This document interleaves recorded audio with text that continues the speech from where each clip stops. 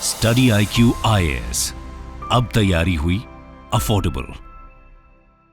Hello friends, I am Shubham Sharma, I am your economy faculty. Friends, आप सबको पता है कि ब्रिक्स की मीटिंग कजन रशिया में चल रही है इस समय, और उसमें भारत के प्रधानमंत्री जी भी गए हैं। तो दोस्तों, एक जो इंपॉर्टेंट इशू यहां पर यूपीएससी मेंस एग्जाम में पूछ सकती है वो ये है कि क्या भारत ब्रिक्स करेंसी की जो 5 इंपॉर्टेंट कंट्रीज हैं ब्रिक्स में, ब्राजील, रशिया, इंडिया, चाइना और साउथ अफ्रीका, इनके कॉमन करेंसी के फॉर्म में इसको स्टैब्लिश किया जाए या फिर भारत रुपी का इंटरनेशनलाइजेशन करे। तो इन दोनों पे एक डिटेल हम चर्चा करेंगे कि अगर भारत ब्रिक्स करेंसी को अडॉप्ट करता है तो उसके क्या फायदे और नुकसान हैं, और अगर भारत रुपी का इंटरनेशनलाइजेशन करता है, मतलब इंटरनेशनली रुपी एक हार्ड करेंसी के फॉर्म में क्रिएट होती है, तो उसके क्या पॉजिटिव नेगेटिव हो सकते हैं। यहां पर हमें यह समझना पड़ेगा करेंसीज जो है वो या तो हार्ड करेंसी होती है या सॉफ्ट करेंसी होती है। हार्ड करेंसी आपकी जो एसडीआर करेंसीज हैं, डॉलर, पाउंड, येन, यूरो, युआन, ये सब आपकी हार्ड करेंसीज हैं जो ग्लोबली एक्सेप्टेबल है, इजीली कन्वर्टेबल है, जिनकी वैल्यू काफी ज्यादा है और कहीं ना कहीं जो पूरी वर्ल्ड इकोनॉमी जो है उन पर रिलाय करती है। वहीं सॉफ्ट करेंसीज इसका उल्टा है, जो जिनकी वैल्यू कंपैरेटिवली कम है और साथ साथ में जो ग्लोबली एक्सेप्टेड नहीं है, जैसे रुपया है, टका है एंड सो ऑन।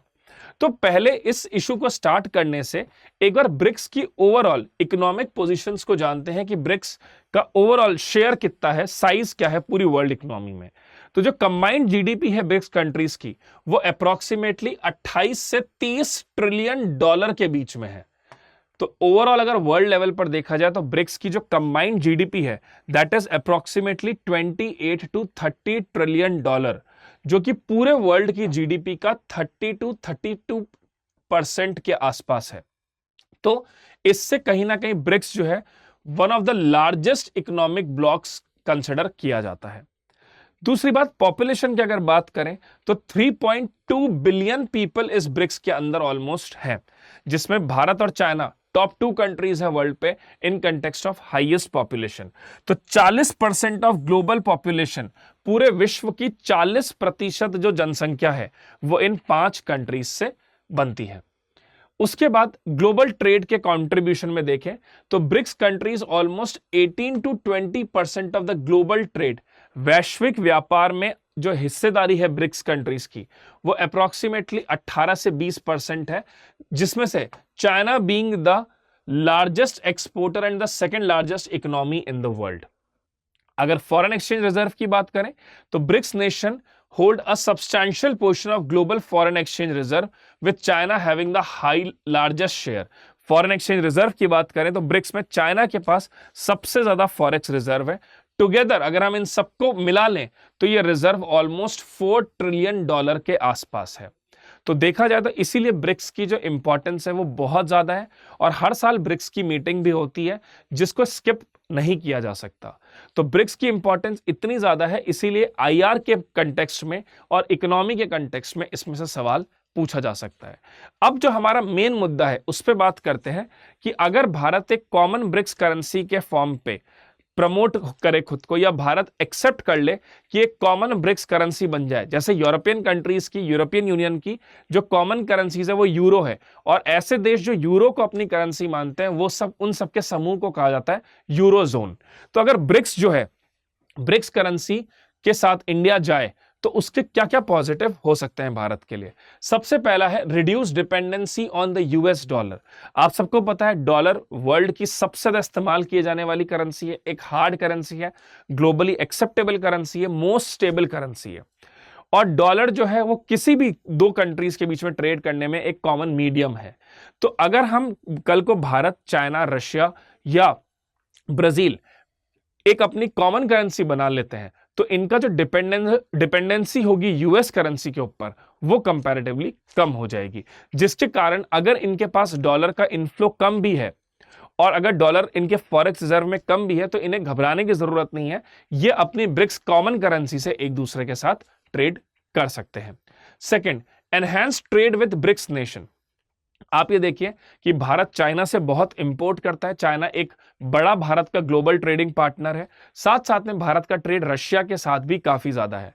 अब अगर उस केस में ब्रिक्स की एक कॉमन करेंसी हो जाती है तो उस बहुत इजी हो जाएगा इंडिया के लिए, रशिया के लिए, चाइना के लिए आपस में ट्रेड करने के लिए, और इससे कहीं ना कहीं इन देशों के आपसी संबंध, जो राजनीतिक संबंध है, पॉलिटिकल रिलेशन है, इकोनॉमिक रिलेशन है, वो बहुत स्ट्रांग हो जाएंगे। तीसरा important aspect, diversification of foreign exchange reserve.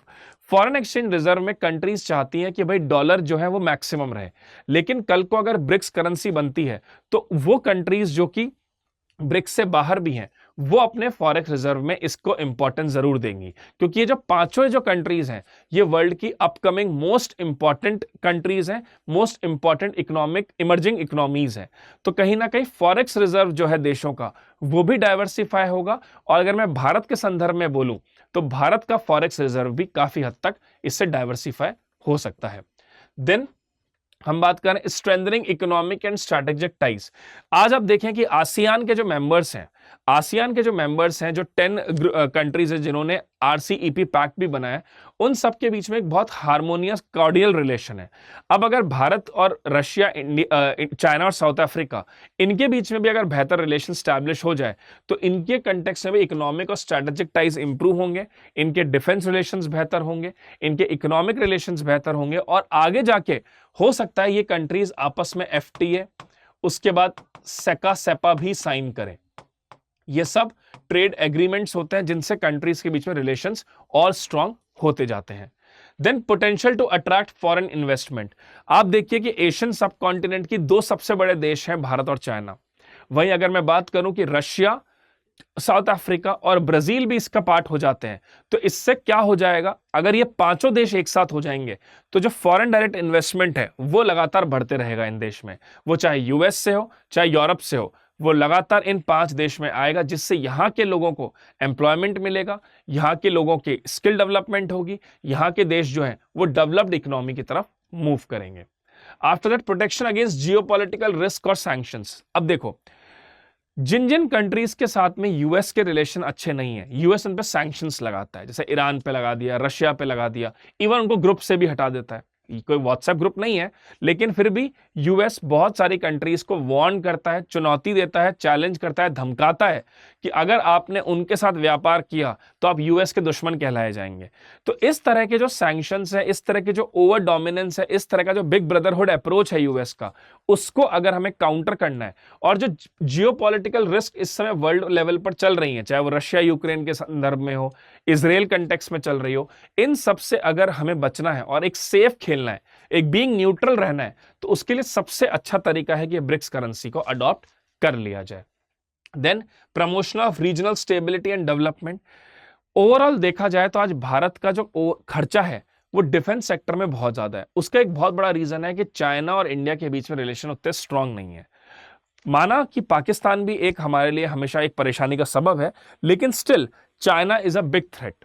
तो उस केस में जो हमारा ईस्टर्न बॉर्डर है उसमें अगर हमारी और चाइना की एक अच्छी रिलेशनशिप स्टैब्लिश हो जाती है तो पहली बात तो हमें ईस्टर्न फ्रंट पे इतना चिंता करने की जरूरत नहीं होगी, और दूसरा जो पाकिस्तान को अननेसेसरी का एक घमंड है कि चाइना उनको हमेशा मदद करेगा, चाइना उनको एक आर्म सप्लाई कर देगा, वो घमंड भी पाकिस्तान का टूट जाएगा। तो इससे पाकिस्तान भी शांत और इधर चाइना भी शांत। तो हमारा जो खर्चा है, जो कि डिफेंस में ज्यादा खर्च होता है, वो हम एजुकेशन और इंफ्रास्ट्रक्चर में खर्च कर पाएंगे।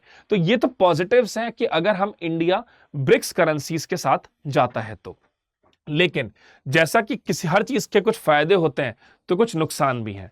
चैलेंजेस इसमें क्या क्या एसोसिएटेड है? सबसे पहले economic divergence among brick countries. ये जो ब्रिक्स कंट्रीज हैं इन सब की इकोनॉमीज बिल्कुल अलग है।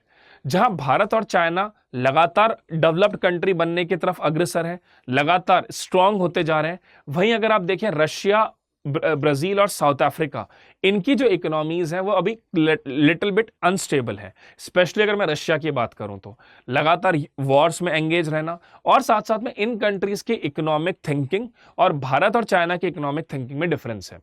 भारत और चाइना लगातार अग्रसर है इस बात पर कि हमें मैन्युफैक्चरिंग चैंपियन बनना है, हमें सर्विस सेक्टर इंडस्ट्रीज को कैप्चर करना है। तो इंडिया और चाइना का एक जो विजन है वो है लगातार आगे बढ़ना, लगातार वर्ल्ड इकोनॉमीज में डेवलप्ड नेशन का स्टेटस टैग होना। वहीं जो ब्राजील, रशिया और साउथ अफ्रीका है, इनको अब इनके अभी जो लोकल प्रॉब्लम्स हैं, इनके जो भी वॉर लाइक सिचुएशंस हैं, स्पेशली रशिया की बात मैं करूं तो उससे कहीं ना कहीं इनकी इकोनॉमिक थिंकिंग में डिफरेंस क्रिएट होता है। Second, loss of monetary policy autonomy. Bharat में जो आरबीआई है उसकी जो मॉनेटरी पॉलिसी डिसीजन मेकिंग है वो कहीं ना कहीं प्लेइंग सेफ की ज्यादा है, कहीं ना कहीं बहुत ज्यादा प्रूडेंट है, और कहीं ना कहीं इंडिया की इकोनॉमी में आरबीआई का रोल बहुत इंपॉर्टेंट हो जाता है। जब भी आरबीआई को लगता है कि इन्फ्लेशन लगातार बढ़ रहा है तो आरबीआई हॉकिश स्टैंस अडॉप्ट करता है। वहीं अगर आरबीआई को लग रहा है कि रिसेशन है तो अकोमोडेटिव स्टैंस को अडॉप्ट किया जाता है। और साथ साथ में अगर कहीं भी आरबीआई को फील होता है कि एफआईआई पैसा विड्रॉ ज्यादा कर रहे हैं या डॉलर बहुत मजबूत हो रहा है तो RBI manage floating exchange rate को अडॉप्ट करता है। लेकिन कल को अगर इनकी एक कॉमन करेंसी बनती है, मान लेते हैं, तो उस केस में जो मॉनेटरी पॉलिसी ऑटोनॉमी है उसमें आरबीआई के डिसीजंस के ऊपर बहुत ज्यादा इन चीजों का भी रोल आ जाएगा जहां पे कॉमन करेंसीज काम करेंगी। तो जो आरबीआई की बहुत ऑटोनॉमी और बहुत ज्यादा ओवर फ्लेक्सिबिलिटी है वो शायद इससे हैम्पर हो जाए। तीसरा, कॉम्प्लेक्स कोऑर्डिनेशन और गवर्नेंस। तीनों कंट्रीज जो हैं, तो ये पांचों कंट्रीज जो हैं, इनके बीच में कोऑर्डिनेशन स्टैब्लिश करना एक बहुत चैलेंजिंग सिचुएशन है। भारत जहां पर लगातार प्राइवेट सेक्टर को प्रमोट कर रहा है, भारत जो वर्ल्ड की सबसे बड़ी डेमोक्रेसी है, वहां पर कहीं ना कहीं स्टार्टअप कल्चर को प्रमोट करना या प्राइवेटाइजेशन की तरफ ज्यादा मूव होना या सरकार का स्ट्रेटेजिक सेक्टर्स में रिजर्वेशन होना भारत की इकोनॉमी को एक पहचान दिलाता है। वहीं अगर मैं चाइना को देखूं या रशिया को देखूं या साउथ अफ्रीका को देखूं, इनकी इकोनॉमीज में सरकार का कंट्रोल बहुत एक्सेसिव है, स्पेशली चाइना की इकोनॉमी के कंटेक्स्ट में बात की जाए तो इनका जो गवर्नेंस मैकेनिज्म है वो कहीं ना कहीं ओवर डोमिनेटिंग बाय गवर्नमेंट है। वहीं जो भारत का गवर्नेंस इशू है वहां पर सरकार और प्राइवेट एजेंसीज, इन सब के बीच में एक प्रोपोर्शनेटली चीजों का डिस्ट्रीब्यूशन है। फिर ओवरऑल जियोपॉलिटिकल टेंशंस, इन कंट्रीज की भी आदत है कि कहीं ना कहीं जो इनके नेबरहुड है या इनके लाइक माइंडेड कंट्रीज हैं उनके साथ ही खड़े रहते हैं। अब आज मान लीजिए जियोपॉलिटिकल टेंशन चल रही है किसी दूसरी कंट्री की, उसमें अगर इन पांच में से कोई और इन्वॉल्व हो गया तो ये इन पांचों इकोनॉमीज के लिए खतरनाक हो सकता है। कल को मान लीजिए कोई ऐसा देश है जो चाइना से बहुत नजदीक है या चाइना से बहुत क्लोज है और वो वॉर जैसी सिचुएशन में कहीं ना कहीं इन्वॉल्व होता है तो चाइना उसकी मदद करने जरूर जाएगा। तो ऐसे केस में ये जियोपॉलिटिकल टेंशन इन पांचों कंट्रीज को भी हैम्पर कर सकती है। दूसरा, जो चाइना की जो स्ट्रैटेजी है वो ये है कि पहले किसी कंट्री को खूब पैसा दीजिए, फिर उसको डेट ट्रैप में फंसाइए और फिर उसके रिसोर्सेज को यूज करिए। ये चीजें हो सकता है बाकी चार कंट्रीज अडॉप्ट ना कर पाए। द लिमिटेड ग्लोबल एक्सेप्टेंस, देखिए एक सेट पैरामीटर है जो कि ह्यूमन के माइंड में इंप्लांटेड है जब से ह्यूमन का एग्जिस्टेंस हुआ है, जहां पर यह बात बोली जाती है कि कोई चीज अगर स्टार्टिंग से ही बहुत डोमिनेटिंग हो, उसको रेजिस्ट करना या उसको चेंज करना बहुत जल्दी ह्यूमंस एक्सेप्ट करते नहीं है उस बात को। तो यूएस डॉलर जो कि 193 कंट्रीज में ग्लोबली एक्सेप्टेड करेंसी है, जो कि 193 कंट्रीज में एक प्रेस्टिजियस करेंसी है, उसकी हेजेमनी को ब्रेक करना अभी इतना इजी नहीं होगा। और वहीं पर अगर मैं बात करूं इंडियन रुपया या अगर चाइनीज युआन की बात करें, it is well hard currency, लेकिन भारत का रुपया या ब्राजील, रशिया, साउथ अफ्रीका की जो करेंसीज हैं उनकी अभी ग्लोबल एक्सेप्टेंस उस स्तर पर नहीं है।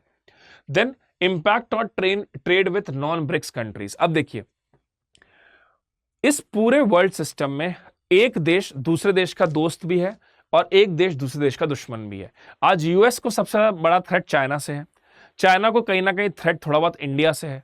तो अगर मान लीजिए कि आज इन ब्रिक्स कंट्रीज के बीच में रिलेशन इंप्रूव होता है, स्ट्रांग होता है, तो कहीं ऐसा भी हो सकता है कल को कि भारत जब ब्रिक्स कंट्रीज के बियॉन्ड जाके ट्रेड करे, यूरोपियन कंट्रीज से करे या यूएस से करे, तो वहां पर ट्रेड जो है उस लेवल पर ना हो पाए जिस लेवल पर आज है।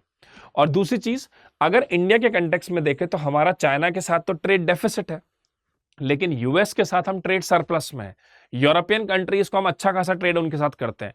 तो कहीं ऐसा ना हो जाए कि ब्रिक्स कंट्रीज के साथ क्लोज एसोसिएशन की वजह से हम हमारे ट्रेड एडवांटेजेस को भी खो दें। तो ये भी एक मेजर कंसर्न है। और नेशनल प्रायोरिटीज हर देश की अलग है। भारत की नेशनल प्रायोरिटी कुछ अलग है। भारत की नेशनल प्रायोरिटी में जो आने वाली डेमोग्राफी है वो यंग पॉपुलेशन बहुत है, तो उनके लिए स्किल बेस्ड सेटलमेंट करना, स्टार्टअप्स को प्रमोट करना, इंफ्रास्ट्रक्चर पे ध्यान देना, ये भारत की टॉप प्रायोरिटी है। चाइना की प्रायोरिटीज अलग है, रशिया की प्रायोरिटीज अलग है, साउथ अफ्रीका की प्रायोरिटीज अलग है। तो ये प्रायोरिटीज भी अलग अलग है, इसलिए कहीं ना कहीं ब्रिक्स करेंसी अगर कॉमन होती है तो वो इन देशों की प्रायोरिटीज भी अलग अलग है, जिसकी वजह से शायद ये इतना सक्सेसफुल ना रहे। तो ये दो बातें हमने देखी, एक पॉजिटिव एक negative of having BRICS currency. अब इंटरनेशनलाइजेशन ऑफ इंडियन रुपी में चलने से पहले एक बहुत इंपॉर्टेंट अनाउंसमेंट फ्रेंड्स आप सबके लिए। अगर आप यूपीएससी का 2025 का अटेम्प्ट देना चाहते हैं और अभी तक आपने कोई बैच या कोई कोचिंग ज्वाइन नहीं करा है और आपको 2025 का प्रीलिम्स क्वालिफाई करना है, मेंस क्वालिफाई करना है, इंटरव्यू देना है और आईएएस ऑफिसर बनना है, तो स्टडी आईक्यू आपके लिए लेकर आया है P2I फास्ट ट्रैक बैच। ये बैच हमारा 21 अक्टूबर से स्टार्ट हो गया है सुबह 8 बजे। इस बैच में 1000+ आवर्स की लाइव क्लासेस हैं, आंसर राइटिंग है, मेंटरिंग है, डाउट सॉल्विंग है और साथ साथ में अगर आप प्रीलिम्स क्वालिफाई कर लेते हैं तो आपको फीस रिफंड कर दी जाएगी। मेंस और इंटरव्यू के लिए आप यहीं पर स्टडी आईक्यू में आकर तैयारी कर सकते हैं, इसमें आपका रहना खाना भी फ्री होगा। ये सब चीजें अवेलेबल हैं सिर्फ 18,999 में अगर आप मेरे कूपन कोड का इस्तेमाल करते हैं तो। जी हाँ फ्रेंड्स, एक्चुअल प्राइस इसकी 70,000 अराउंड है, but if you people use my coupon code you will get this in 18,999 because it is a mega festive cell that is going on. तो जल्दी करिए, इस बैच को ज्वाइन करिए क्योंकि ये आखिरी बैच है 2025 के अटेम्प्ट के लिए। इसके अलावा फ्रेंड्स, अगर आप 2026 का अटेम्प्ट देना चाहते हैं, आराम से धीरे धीरे तैयारी करना चाहते हैं, आराम से अपने बेसिक्स को क्लियर करना चाहते हैं और साथ साथ में आप चाहते हैं एक होलिस्टिक तैयारी हो जिसमें बहुत ज्यादा रश ना हो, तो आप ज्वाइन कर सकते हैं हमारा P2I 2026 बैच, जिसमें वही same 1000 hour plus live classes होंगी, आंसर राइटिंग होगी, मेंटरिंग होगी, डाउट सेशंस होंगे। ये सब कुछ अवेलेबल है 30,999 में if you people use my code that is SBS live. ये बैच हमारा 21 अक्टूबर सुबह 8 बजे से चालू हो चुका है। अभी ज्यादा नहीं, बेसिक्स इंट्रो की क्लासेस हुई हैं बस। जल्दी से इस बैच को ज्वाइन करिए और अपने यूपीएससी के सपने को पूरा करिए स्टडी आईक्यू के साथ में।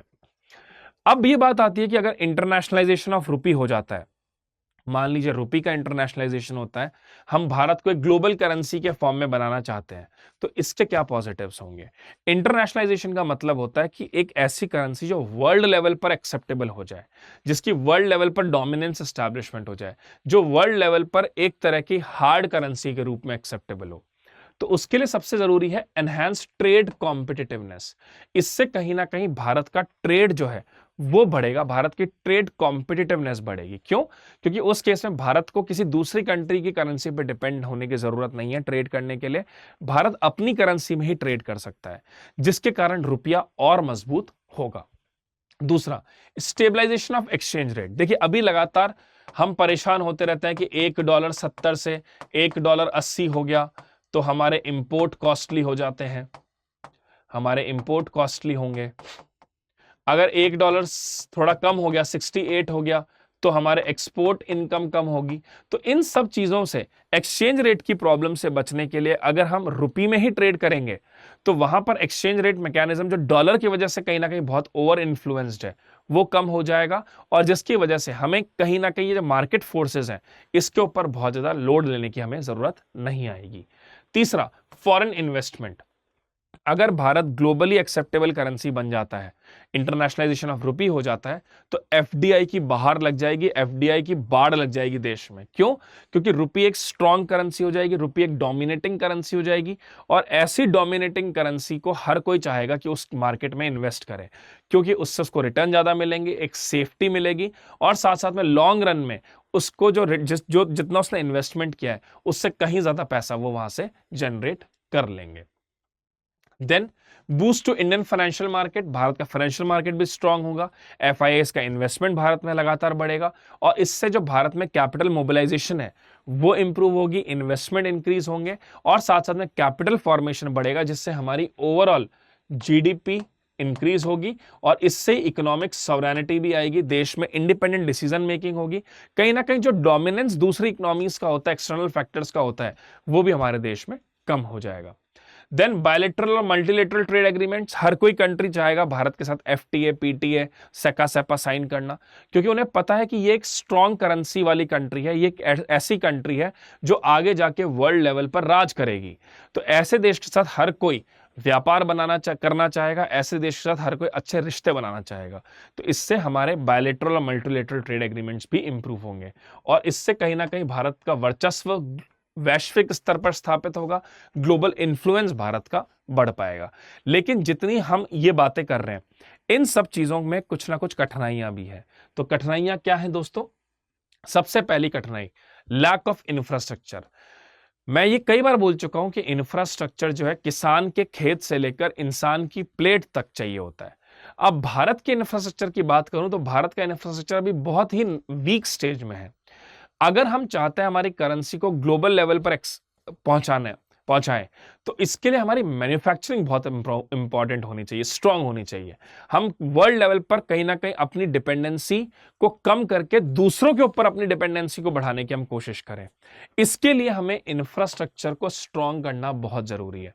लेकिन यह बहुत बड़ी एक तकलीफ की बात है कि भारत का इंफ्रास्ट्रक्चर उस स्तर पर नहीं है। दूसरी प्रॉब्लम एक्सचेंज रेट वॉलेटिलिटी।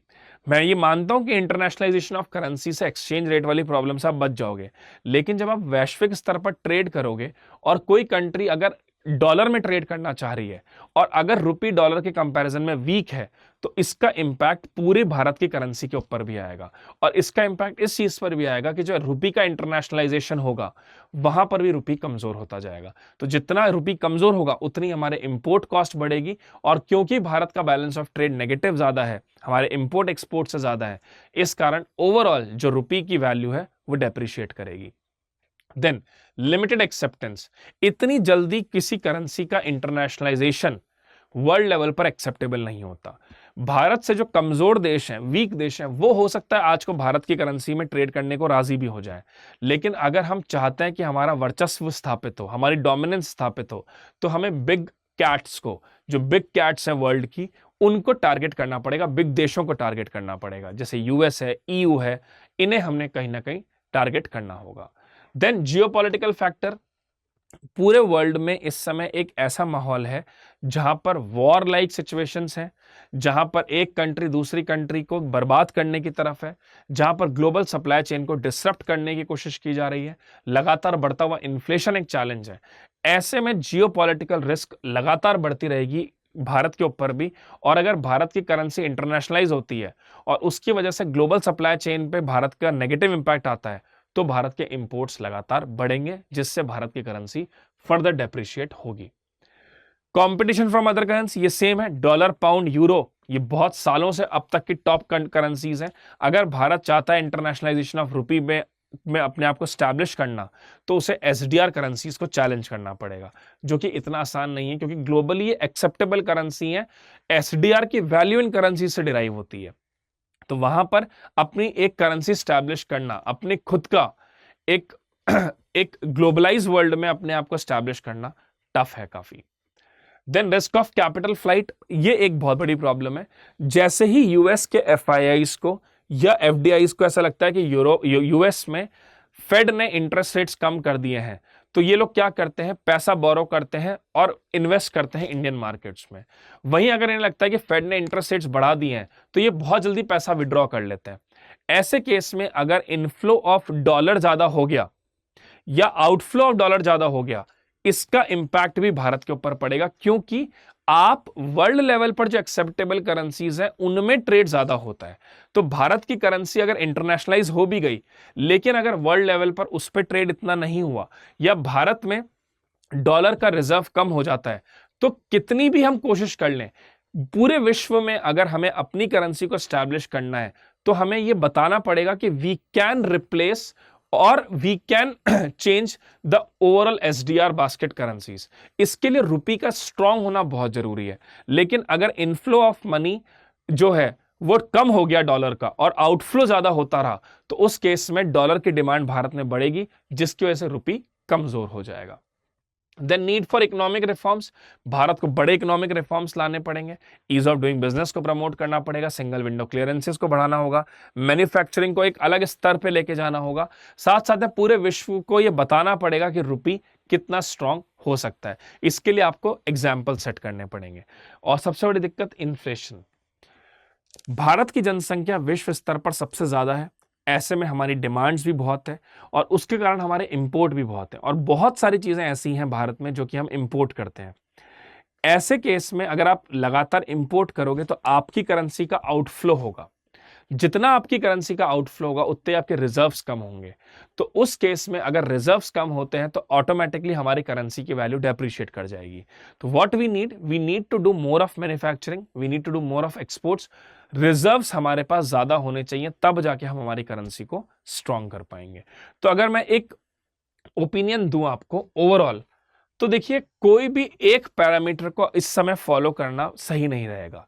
ना तो कंप्लीटली हम ये सोच सकते हैं कि ब्रिक्स करेंसी को फॉलो कर लें, ना ही हम कंप्लीटली ये बोल सकते हैं कि इंटरनेशनलाइजेशन ऑफ रुपी कर दें। इंडिया को इस समय सबसे पहले अपनी मैन्युफैक्चरिंग पे ध्यान देना चाहिए, अपने एक्सपोर्ट्स को बढ़ाना चाहिए, इंपोर्ट्स को कम करना चाहिए, और फिर ग्रेजुअली रुपी का इंटरनेशनलाइजेशन शुरू करना चाहिए। और साथ साथ में ब्रिक्स कंट्रीज के साथ में हम कोशिश करें कि हमारा ट्रेड सरप्लस हो। तो जब हमारा ट्रेड सरप्लस होगा तो ऑटोमेटिकली ब्रिक्स में हमारी डोमिनेंस बढ़ेगी, जैसे अभी चाइना की बढ़ी हुई है।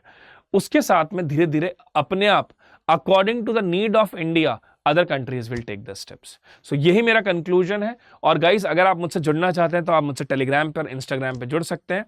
That's it from my side. I hope you all like this video. अगर आपको ये वीडियो अच्छा लगा है तो कमेंट में जरूर लिखिए और अपने फ्रेंड्स और रिलेटिव्स के साथ जरूर शेयर करिए। Thank you so much. Study IQ IAS, अब तैयारी हुई अफोर्डेबल।